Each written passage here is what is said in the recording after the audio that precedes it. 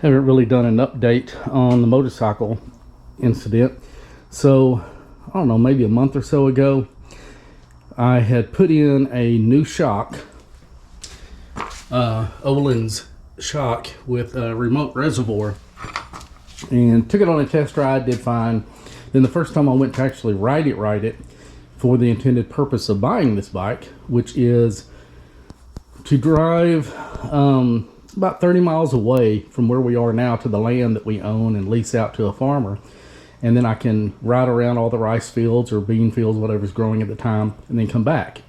So this bike is a CRF Rally 300. It'll do highway speed just fine, not interstate, but highway. And it's also very capable off-road, you know, not motocross, but just a good dual sport bike. Incredible mileage. I can get up to 70 miles a gallon. So that's why I bought it. So I went over there and I was about halfway through all the fields and going through one little lane that had been overgrown very high.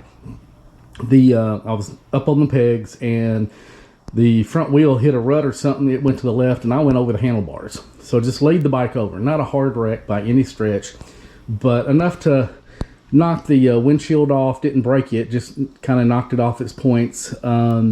The mirrors got twisted a little bit. I haven't even messed with them. It's not important at the moment. I had put crash bars on front and the panniers, which also act as a little bit of a crash bar.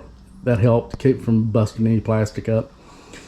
So I got it upright and started riding. And then with 2 or 3 miles later, I realized that the back end was really, really low. And rather than go to the last field, and it was so low, it was making a weird noise, I just rode it the 20, 30 miles back home. By the time I got home, I mean, every little bump I could feel, and it felt like the bike was losing power, which made no sense whatsoever.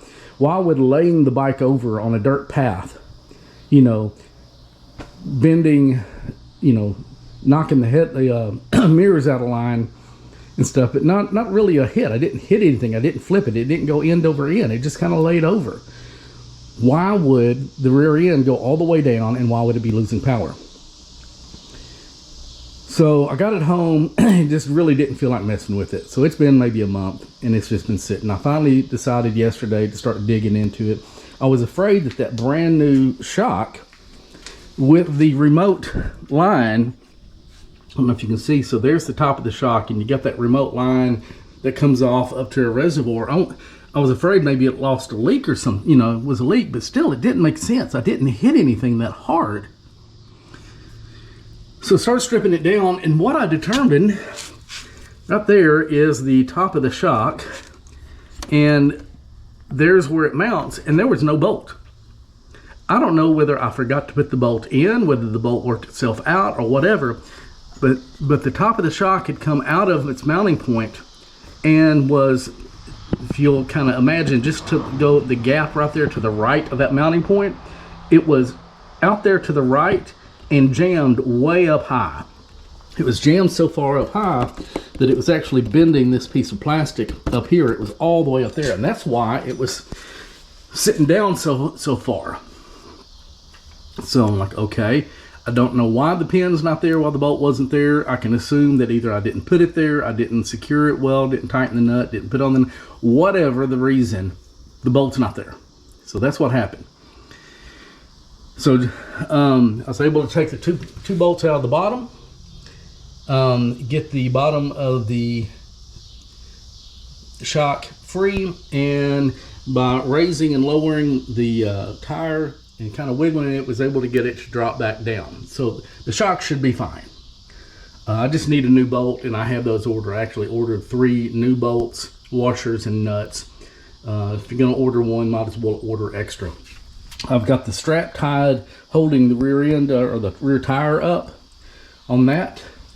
And then, now, so that tells me why it was sitting down low. Now, why was it losing power? Well, this is why. You should not be able to see the tire. And if you notice, this hole is about the width of the tire.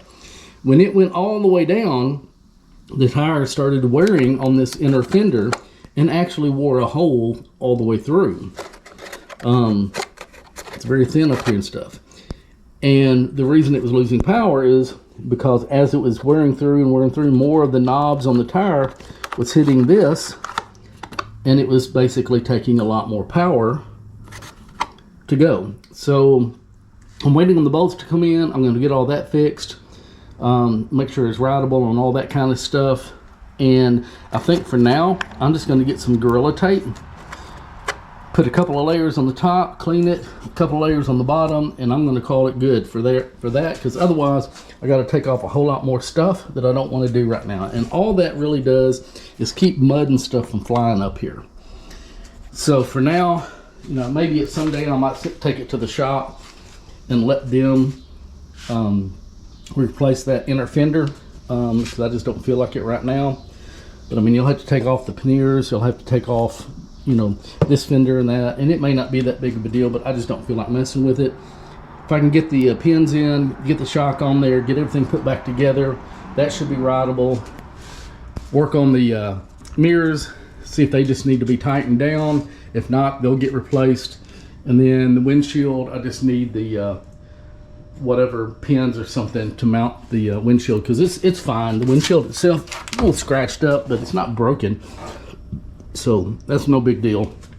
But that's kind of an update on the rally that I call Argo. Yeah, and I named it Argo because Jason and the Argonauts. Argo was the name of the ship that Jason and his Argonauts took. So that's kind of the update.